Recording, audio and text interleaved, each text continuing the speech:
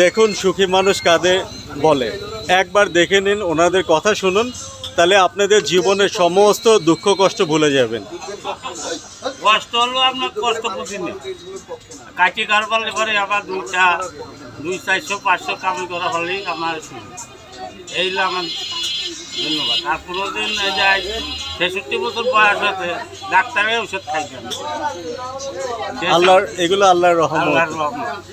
আমি 3-4 গোসল করি, দুধ খাই আর ডিম খাই আর সবজি করে খাই। এই হলো আমার 50 বছর সাধনা। এই ডাক্তার কাছে যাওয়া লাগে। ও ফাইন। ওই জন্য 1 কেজি দুধ কিনছি। এখানে আসে সবজি কলা খাই, ডিম খাই আছি চাপ করছি। ওয়াও, চাইডালি করে ডিম তাই? চাইডালি আর 1-1.5 দুধ খাই। আমি কামাই করি কম খাই, তাও ডেলি খাওয়া। এই হলো আমি থ্যাংক ইউ। 63 বছর আমি পা গাড়ি চালাম।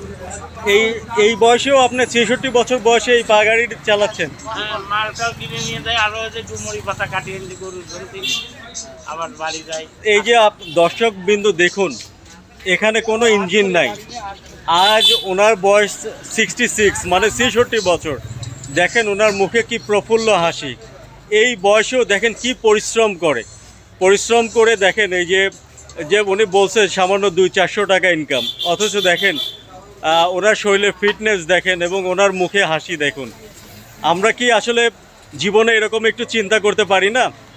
এখনকার ইয়াং ছেলেরা যেখানে ইঞ্জিন চালিত রিক্সা, তারপরে গাড়ি, অটো রিক্সা চালাচ্ছে, উনি আজ 66 বছর বয়সে ওনার শারীরিক ফিটনেস এখনও ধরে রাখছে।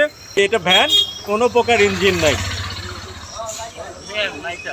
পা গাড়ি চালান যে রোড গার্ড ছিল না, তেমন মিটকি যেতাম, নাইটে যেতাম, তো গালি কাঁদি, বরপুর, বাগদুল, বেলগাছি, আমি ফরিদপুর বন্ধুকেই পা গাড়ি চালাতাম।